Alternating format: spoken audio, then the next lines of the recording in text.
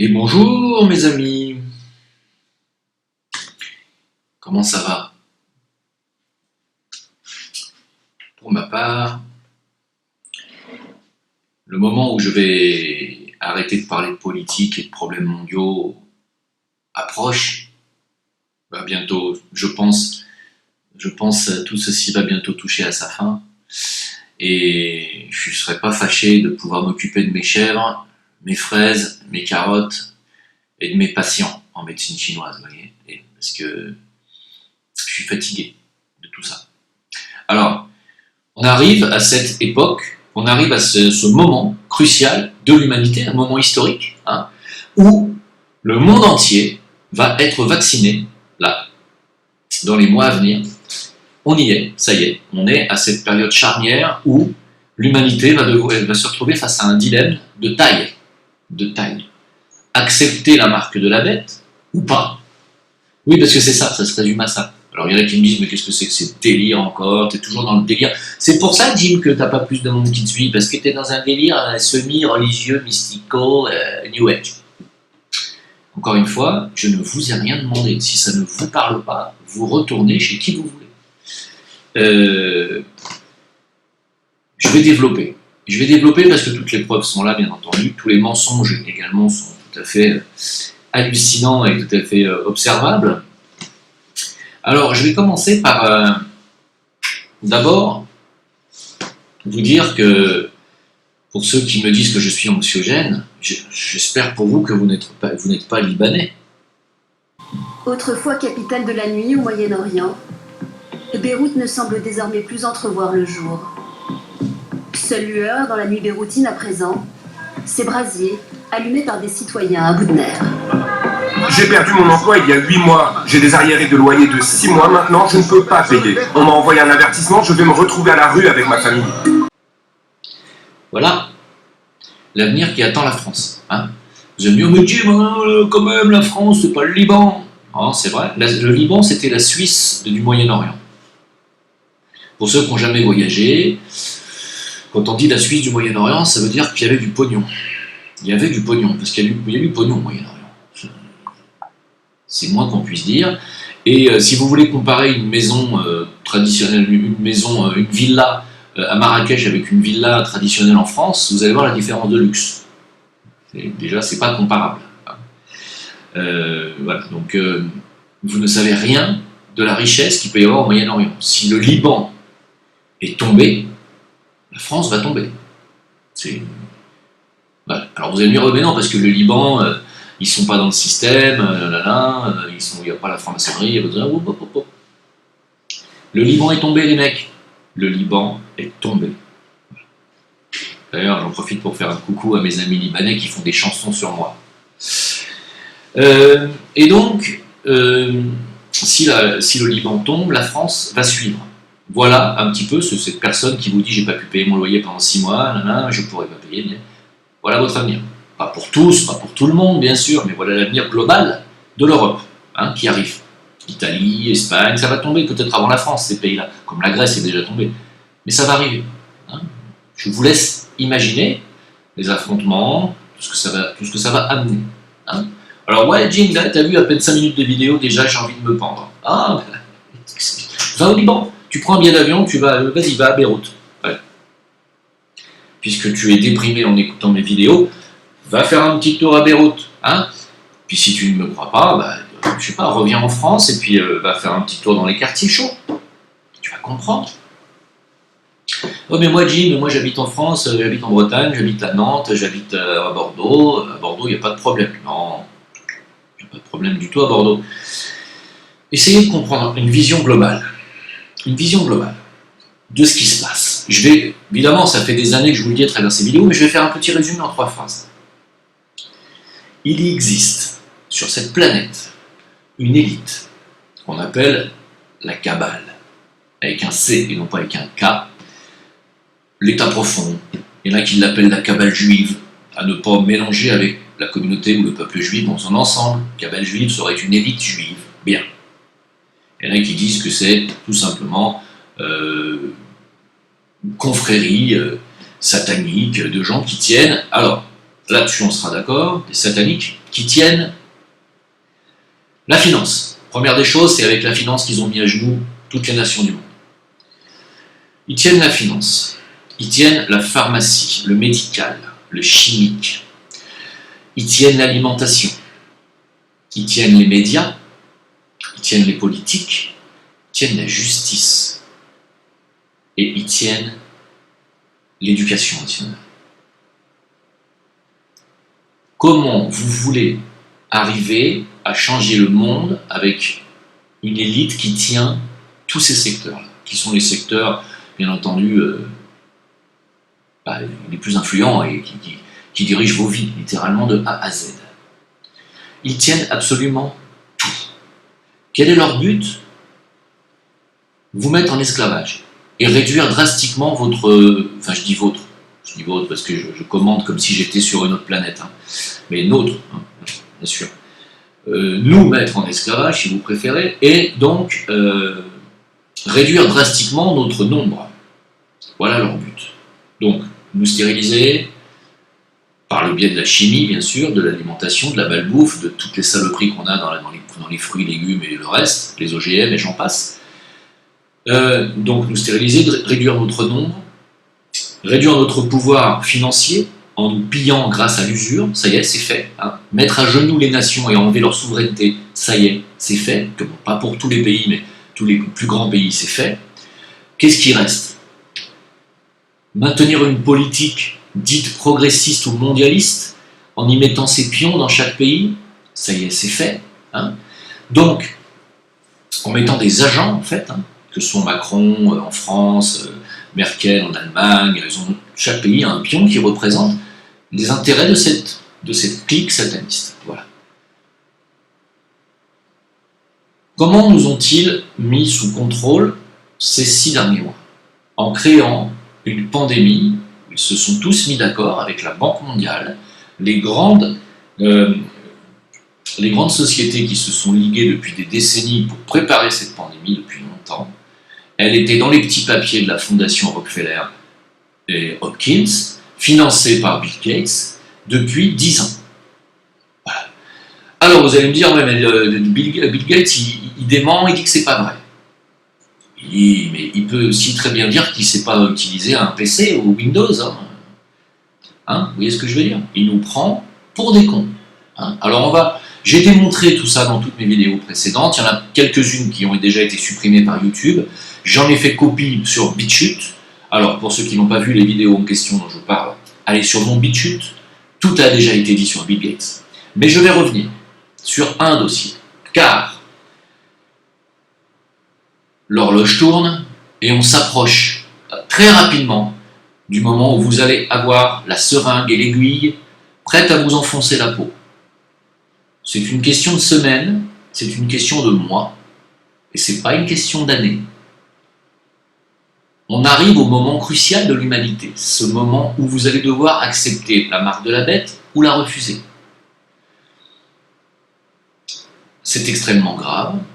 Et bien entendu, ils ont mis au point un vaccin, comme je l'ai dit avant, à ADN.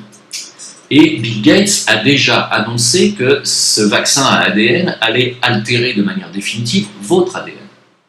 Aujourd'hui, ils disent que c'est faux, que Bill Gates n'a jamais dit ça, c'est des menteurs. Hein, que Bill Gates n'a jamais eu pour but de vouloir altérer votre ADN.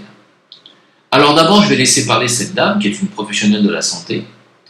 Je vais vous inviter à écouter ce qu'elle dit sur le vaccin qui arrive. Dans ma carrière, j'ai eu l'occasion de travailler dans un service d'urgence où les enfants et les adultes n'étaient pas séparés, ce qui fait que j'ai eu l'occasion de donner des soins à des enfants. J'ai encore eu l'occasion hier de voir passer un article dans la presse. C'est un article qui, en d'autres temps, en d'autres circonstances, j'espère, aurait fait bondir la plupart d'entre nous de leur siège en se disant « mais c'est quoi cette histoire? Il faut absolument qu'on ait des éclaircissements ». Et avant de faire ce live et d'en parler, je me suis dit bah tiens, je vais un petit peu attendre et voir ce qui se passe sur les réseaux sociaux, voir si les gens réagissent. Et à mon grand désespoir, pas du tout. Alors cet article, c'était un article qui nous parlait des essais cliniques prometteurs du futur vaccin Covid-19. Il était construit assez classiquement, où d'abord on nous expliquait, je l'ai pas lu, hein, j'ai vraiment lu que les titres, où on nous expliquait les difficultés rencontrées par la recherche. Et puis après, on nous expliquait les essais cliniques et waouh, génial, les super résultats des essais cliniques. Et puis il y avait un tout petit encart, vous savez, la préparation des enfants à des choses inacceptables. Il y avait un tout petit encart de 5 lignes, vraiment pas très grand, qui nous expliquait que comment ça allait se passer. Voilà, c'est vraiment ça, c'est comme des gosses. Ce qui nous expliquait que le vaccin allait être injecté en sous-cutané, et puis qu'il faudrait passer un petit appareil en forme de brosse à dents, vous voyez, c'est tout mignon, un petit appareil en forme de brosse à dents pour donner une petite impulsion électrique, pour l'activer, et activer l'ADN de façon à ce que celui-ci puisse pénétrer dans nos cellules et y faire son travail. Je ne comprends pas comment les gens se posent pas de questions. Je ne comprends pas. Il faudrait se poser, mais alors voilà les questions que moi je me pose quand je lis ça. Depuis quand faut-il activer les vaccins? Je n'ai jamais arrivé. Ah ouais, mais Isa, on va quand même pas râler, on avance dans la science, on avance dans la technologie, on va quand même pas râler. Ouais, d'accord, ok. Mais on active quoi exactement? Ça, c'est ma question. On active quoi? Parce que moi, quand je lis ça me fait vraiment penser aux chiens et aux chats, on les puce, puis il faut activer la puce. Donc, ma première question est, qu'est-ce qu'on active quand on passe la petite brosse à dents sur le vaccin qu'on vient d'injecter en sous-cutané? Qu'est-ce qu'on active? Qu'est-ce qui nous garantit qu'il ne va pas aller faire autre chose dans nos cellules? Combien de temps? Est-ce que ce sera de façon permanente? Et puis, je peux vous assurer que les réponses, ils les ont pas. Tout simplement parce que s'il y a des modifications dans notre ADN, ben ça va se voir sur le très très long terme, clairement pas sur les 24, 48 ou 72 premières heures, même pas sur la semaine ou le mois. Voilà, hein. Donc elle répète ce que j'ai dit hier pendant le live, hein, mais maintenant là au moins c'est inscrit dans une vidéo que vous pourrez reconsulter.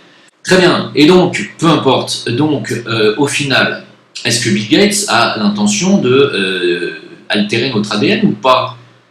Écoutez, c'est tout de même étrange. Moi j'ai envie de dire, c'est bizarre. Hein.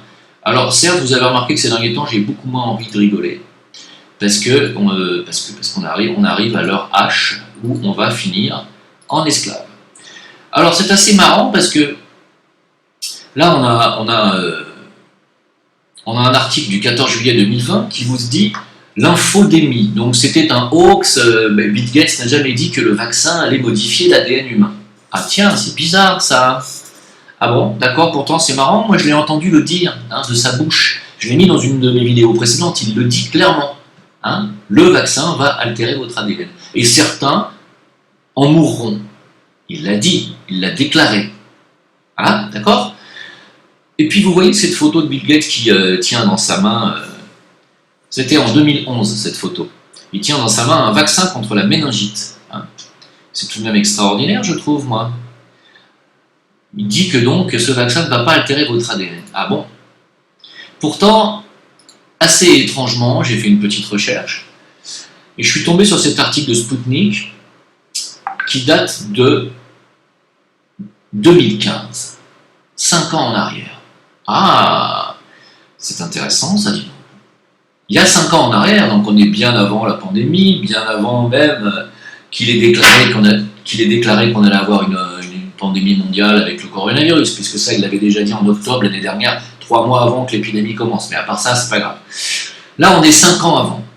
5 ans avant, le milliardaire Bill Gates, l'homme d'affaires le plus riche du monde avec sa fortune de 79 milliards de dollars, bon, depuis, il est à plus de 120 milliards, il a quasiment doublé sa fortune. Il a investi dans la société Editas Medicine, qui développe une technologie de réécriture de l'ADN. Oh, bah tiens, c'est bizarre ça quand même, Vilo. Pour quelqu'un qui n'a pas du tout envie de déstructurer l'ADN humain, je trouve que quelqu'un qui, de ta trompe, investit dans une société qui se permet de réécrire l'ADN. C'est étrange quand même, non? 250 millions de dollars quand même. Pour un mec qui n'a pas envie de toucher à votre ADN, c'est vous qui voyez. Donc alors évidemment les résultats préliminaires positifs pour un vaccin expérimental contre le coronavirus, oui, on le sait, ça y est, sur les 40 volontaires aux États-Unis, certains ont développé des tas d'effets secondaires. Alors le vaccin russe, comme je vous l'ai dit, lui apparemment n'a pas d'effets secondaires. C'est bizarre, ça tient. Bon, évidemment, je suppose que si on doit vous imposer l'un des deux, vous avez compris que vous n'aurez pas droit à celui qui ne donne pas d'effet secondaire, vous aurez pigé. Mais surtout, le plus intéressant, c'est qu'il y a besoin d'une impulsion électrique pour activer le vaccin. C'est quand même étrange, on n'a jamais entendu parler d'une impulsion électrique pour activer de l'ADN. Hein? Donc, vous pigez bien que, en ce qui me concerne, j'avais annoncé en février que cette pandémie avait pour but de nous vacciner. À cette époque-là, tout le monde m'a répondu « c'est pas possible parce qu'il faut entre 5 et 10 ans pour faire un vaccin ». Chose avec laquelle je suis d'accord avec vous. Alors comment expliquez-vous que 4-5 mois après, on est en train de vous dire que vous serez vacciné en fin d'année? Si vous l'expliquez selon votre logique, qui est la bonne, hein, à savoir qu'un vaccin c'est minimum 5 ans, ça veut dire que donc ils l'ont expérimenté depuis 5 ans. Vous êtes d'accord avec moi? Alors il y en a qui vont dire, mais toi t'es vraiment un naïf, tu crois que les vaccins ça fonctionne, tu crois qu'il y a une pandémie, tu crois qu'il y a un vrai virus, les virus n'existent pas, la Terre est plate, et mes couilles sur la commode. Je vous préviens que si vous tenez ce genre de discours, vous n'avez absolument rien à faire sur ma chaîne. Ici on est chez des gens intelligents, on est pieds sur terre, hein, il n'y a pas de... Voilà. Donc partez, hein, allez faire votre propagande ailleurs, allez répandre votre buzz anti-masque, anti-virus, anti-pandémie, anti-vaccin, anti-tout ce que vous voulez. J'en ai rien à secouer, ça ne passera pas par moi. J'ai jamais dit que j'étais pro-vax. Jamais. Jamais. J'ai été l'un des premiers à annoncer les désastres du vaccin contre l'hépatite B et de l'aluminium et du mercure. Jamais j'ai dit que j'étais pro-vax, et surtout, ça fait des années que je dis un jour on nous vaccinera de force et on nous mettra une puce sous la peau. Ce jour approche, mes amis, parce que cette petite impulsion électrique qui va être accompagnée de votre vaccination, bien entendu, aura pour but très probablement d'activer une puce, un transpondeur ou quelque chose en tout cas de numérique. C'est ce que je pense depuis le départ, ce que je sens, ce que je vois. Et Bidot nous dit qu'il va falloir vous vacciner plusieurs fois pour créer une réponse immunitaire. Très bien. Donc ça veut dire que si on ne vous met pas la puce du premier coup, on vous la mettra au deuxième ou au troisième. Voilà. Sans cette puce, on l'appelle la puce, mais au moins à mon avis, cette histoire de puce c'est dépassé. C'est pas la puce qu'il y a dans les vaccins, qu'il y aura dans les vaccins. Ce qu'il y aura dans les vaccins, c'est une identification numérique, un carnet de vaccination numérique. C'est ça qu'il y aura et qui sera détectable à distance par des scanners ou même par un simple téléphone. Tous les gens qui me disent il n'y aura qu'à payer un docteur pour faire comme si on avait été vacciné, puis on ne le fait pas, puis c'est tout. Tu ne pourras pas, parce que tu seras scanné. Et c'est le docteur en question, s'il joue à ça, il perdra sa place. Il sera limogé. Voilà. On approche de ce moment fatidique où le nombre de labels va vous être injecté, mes amis. Alors, que faire? Il est là le dilemme. Comment faire? Je n'ai pas pour le moment plus d'éléments qui me permettent de vous dire concrètement comment on va pouvoir éviter ça. Car bien entendu, il va falloir absolument tout faire pour éviter d'avoir la marque de la bête sous la peau. C'est une évidence. Ce qui est de monstrueux, c'est que j'ai mis une vidéo il y a quelques jours où il nous a été révélé que les élites, j'ai déjà dit 3 fois, mais je me répète parce que je vois que ça n'impacte pas les gens. Les élites russes, et pas seulement les Américains aussi, sont déjà vaccinés, depuis le mois d'avril au moins. Ça veut dire que ce vaccin est prêt depuis très longtemps. Très longtemps. Je me répète encore une fois, mais ils n'auraient pas mis un vaccin expérimental sous la peau de l'élite. Réfléchissez quand même. Ça veut dire que ce vaccin, s'il fonctionne, et s'ils le mettent dans les élites, c'est qu'il fonctionne. Ça veut dire qu'il est prêt depuis longtemps. Ça veut donc dire qu'ils avaient fait ce vaccin avant de balancer la pandémie. Ça veut dire que la pandémie est totalement orchestrée de A à Z. Rien que ça, les gens devraient être tous dans la rue. Tout le monde devrait être dans la rue. Rien que ça. Pas parce que je suis en train de le dire, mais parce que c'est eux qui l'avouent. Ils avouent qu'ils sont déjà vaccinés depuis avril. Ils avouent que ce vaccin est déjà prêt depuis longtemps. Ils avouent qu'il y a un vaccin qui fonctionne, et donc et qu'ils ont un vaccin qui est prêt depuis longtemps, ça veut dire qu'ils l'avaient avant la pandémie. Donc ils avaient prévu qu'il y aurait cette pandémie. Et surtout, ils avaient ce vaccin qui correspondait à ce virus, qui est pourtant un virus nouveau, modifié il n'y a pas longtemps. Donc ça veut dire que c'est préparé de longue date, que ce virus a été préparé de longue date. Rien que ça devrait générer un mouvement de colère anti-système mondial. Mais non. Non, non, vous préférez m'engueuler en me disant « Toi, t'y crois à ces conneries ?» Je vais vous dire, non seulement j'y crois, mais c'est pour ça que je suis venu au monde. Je suis venu au monde pour vous prévenir de ça. Je le sais maintenant, ma mission de vie, elle est là. Voilà. Donc, qu'on ne me prenne pas au sérieux, je me fiche totalement. Je vous le dis honnêtement. Quand en février, vous m'avez dit il n'y aura pas de vaccin avant 10 ans, avant 5 ans, je sais pas, vous avez pas fait vos excuses, là, récemment. Vous m'avez traité de débile. Le vaccin est là, il est déjà prêt. Alors on fait quoi? Je bois un petit jus de légumes. Je vous laisse réfléchir. J'ai pas la solution. Il n'y en a pas en réalité. Sans réveil massif à ce que je viens de dire, rien ne changera. Nous sommes une petite poignée d'éveillés, vous qui m'écoutez, qui me suivez, et les autres alerteurs et ceux qui les suivent. On n'est pas nombreux. On est 1 à 2% de l'humanité, pas plus. Et on ne peut pas changer les choses quand on est 1 ou 2%. Alors, mes amis, tout ce que je peux vous demander en tant que guerrier de lumière, vous-même, puisque c'est ce que vous souhaitez faire aussi, je sais qu'il y a beaucoup d'entre vous qui me demandent que faire. Partagez les informations. Partagez cette vidéo. Si vous ne voulez pas la partager en entier, prenez des extraits, partagez ce qui vous semble important. Partagez les infos. Il faut absolument que les gens se réveillent. C'est un impératif maintenant, et on n'a pas 2 ans devant nous. On n'a pas 1 an devant nous. On a 6 mois, et encore, je dirais qu'on a 3 mois. Hein? Donc je compte sur vous. N'attendez pas de moi que je puisse trouver une solution miracle avec une baguette magique, il n'y en a pas. N'attendez pas que ce soit les autres qui fassent les choses à votre place, ça ne se fera pas. Nous les alerteurs, on fait ce qu'on a à faire. Vous avez aussi une responsabilité. Pas seulement écouter ce qu'on dit, mais transmettre. Réveiller vos prochains. Sinon, je ne sais pas quel sera l'avenir avec ce vaccin sous la peau, je ne sais pas du tout. Je ne sais pas quels seront les effets secondaires à long terme, même si je pense que ce sera la stérilisation. Je pense que c'est ce que veut Bill Gates, hein. Il veut nous stériliser. Voilà. Donc voilà le dossier sur l'ADN. Voilà le dossier sur Bill Gates et le vaccin qui est proche, la barque de la bête qui avance. C'est un petit dossier, hein, c'est déjà... voilà, mais c'est pour que vous ayez matière, que j'ai fait cette vidéo, pour que vous ayez matière encore à réveiller votre prochain. Au niveau du port du masque, je ne vais pas revenir dessus. Vous m'avez vraiment gonflé, je vous le dis honnêtement, parce que vous n'écoutez pas ce que je dis.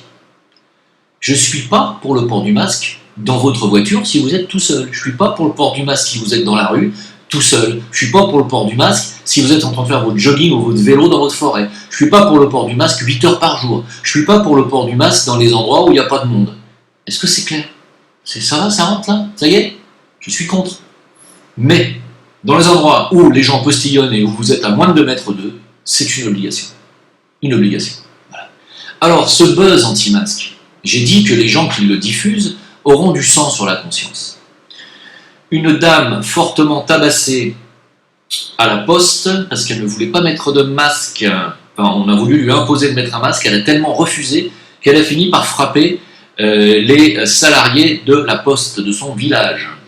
Un homme de 53 ans, non pardon, pas 53 ans, attendez, je l'avais sous les yeux. Alors, agression d'un homme de 58 ans, qui s'est fait rouer le cou, car il lui avait été reproché de ne pas porter de masque. Et tout ça, voilà, toutes ces buzz-là participent de la division, encore une fois, des Français, participent du grand chaos dans lequel on veut vous mener. Oui, il y a une élite en France. Oui, elle se sert de l'immigration massive pour foutre le bordel. Oui, elle se sert de ça. Oui, ils sont prêts à payer même des délinquants qui viennent d'autres pays pour vous tuer, vous égorger, vous décapiter, ce que Macron appelle des incivilités, vous savez. Incroyable. On a un président aujourd'hui qui dit que vous subissez des incivilités quand votre fille se fait rentrer dedans volontairement par une bagnole, traîner sur 800 mètres, et on vous retrouve en petits morceaux. Il appelle ça une incivilité. D'ailleurs, puisque je parle de Axel et de cette horreur, je tiens à dire que son assassin, oui car c'est un assassin, ne sera pas poursuivi pour homicide volontaire. Hein, voilà, c'est son avocate d'extrême gauche qui a réussi à avoir ce verdict. Il ne sera donc, il est reconnu uniquement pour le moment de violence volontaire ayant entraîné la mort et délit de fuite, mais pas d'homicide. Parce que elle s'appelle Youssef, hein, pour ceux qui me demandent son prénom, c'est pas pour rajouter de l'huile sur le feu, mais il s'appelle, j'y peux rien. Hein. S'il s'appelait Shlomo, je le dirais. Il s'appelle Youssef. Il a écrasé volontairement Axel Dorier, n'est-ce pas? Et donc, son avocate a dit c'est un scandale, cette récupération de l'extrême droite. Là, on essaye absolument de dire que c'est les Arabes qui tuent les Blancs. On n'a jamais dit ça. On n'a jamais dit ça, mais ça existe aussi. Et l'inverse existe aussi. Et appeler un chat n'est pas synonyme d'extrême droite ou de faire partie de la famille d'Adolf Hitler, madame. Tout ce que j'ai à dire. D'ailleurs, prévu un live avec Stéphane Blais, je pense lundi soir, parce que dimanche, je crois que c'est moi qui ne pourrai pas. C'était prévu pour dimanche, mais je ne pourrai pas. On va essayer lundi ou mardi. Hein. Et on va vous parler un petit peu de notre vision des choses, et vous allez voir que Stéphane est tout à fait d'accord avec moi. D'ailleurs, pour ceux qui me disent, tiens, au fait, Alain Soral, il dit que ceux qui portent des masques sont des cons. Vous n'avez pas écouté la phrase entière. Il a dit, ceux qui portent des masques sont des cons quand ils sont dans leur bagnole, quand ils sont tout seuls en train de marcher, faire leur jogging, ce que j'ai dit tout à l'heure. Mais il a dit, le masque n'est valable que pour ceux qui sont malades, pour que justement, ils ne donnent pas leur miasme aux autres. Quand on est dans un endroit clos, à moins de 2 mètres, vous ne pouvez pas savoir si vous êtes malade ou pas, et vous ne pouvez pas savoir si vous êtes porteur sain ou pas. Étant donné que 97% des gens qui sont positifs sont asymptomatiques et ne transmettent pas le virus en général, il reste quand même 3% de risque. Donc je regrette de le dire, mais dans un milieu clos, où vous êtes à moins de 2 mètres les uns des autres, il faut mettre ce putain de masque. Seulement dans les endroits clos où les gens sont près les uns des autres. Moi, je le répéterai tant qu'il y aura des morts, parce que là il va y avoir des morts. Hein, voilà. Et c'est pas pour ça que je suis pro-masque, que je suis pro-vaccin, que je suis pro-système. S'il vous plaît. Vous serez viré de ma chaîne systématiquement à la moindre allusion de ce genre. Balkany, pendant ce temps-là, est de nouveau en examen. De nouveau, il n'y a pas de X. Hein, voilà. Encore détournement de fonds. C'est parti, allez, il est reparti. Alors il a mis en examen. Alors il a dit, oui, mais avant de me mettre en examen, j'ai des examens de santé à passer. Alors ils ont dit, ah bah c'est prioritaire. Alors la juge, elle a dit, mais pourquoi? Elle a dit, bah, parce que c'est Balkany. Ah, pardon, c'est vrai. C'est vrai que dans n'importe quelle racaille, n'importe quelle grande racaille, normalement, quand il y a des détournements de fonds comme ça, les examens judiciaires sont avant les examens médicaux. Mais pas pour Balkany. Non, Balkany, ils ont dit, non, sa santé, elle se dégrade. Vous avez vu comme il danse? Ça me prouve vraiment que ça va plus trop, quoi. Alors la juge, elle a dit, oh bah c'est vrai, alors allez lui passer un IRM. Je déconne. Alors, sur la chloroquine, qui est utilisée ici au Maroc, hein, depuis le départ, 270 morts, hein, comme ça. Et je vais terminer là-dessus, ça sera ma conclusion. Résultat stupéfiant, dans 53 pays du monde. D'ailleurs, à l'heure où je vous parle, il paraît que Bolsonaro vient justement de se sortir de son coronavirus grâce à la chloroquine. Je tiens à vous rappeler qu'on est dans un pays dirigé par des gens qui, pendant 3 mois, vous ont interdit d'avoir des masques, je le rappelle, parce que la mémoire courte des gens, je suis là pour vous rafraîchir la mémoire. Ils vous ont interdit pendant 3 mois d'avoir des masques en vous disant que c'était de la connerie. Ils vous ont dit que la chloroquine était un poison, que ça avait des effets désastreux, secondaires, et que ça ne marchait pas, avec des appuis et des millions de dollars qui ont été débloqués pour faire des essais cliniques bidons, sans parler du rapport du Lancet. Hein. Mensonge pendant plus de 3 mois là-dessus. Aujourd'hui, on s'aperçoit que 53 pays ont des résultats stupéfiants, dont le sauvetage du président Bolsonaro. Bien, Estrosi, entre autres. C'est juste pour vous rappeler que ça, c'est tout. Je vous le dis, pour que vous compreniez bien que vous êtes manipulé de A à Z. Et puis pour terminer, la Chine qui vend les organes de ses prisonniers ouïghours. Oui, vous savez que les Chinois, ils n'aiment pas les musulmans ouïghours. Alors, je ne les connais pas bien, les ouïghours. Je ne sais pas quelles sont leurs mœurs. Je n'ai pas regardé de très près. Hein. Mais les Chinois, ils n'en veulent pas des ouïghours. Hein. Les ouïghours, ils sont dans des camps.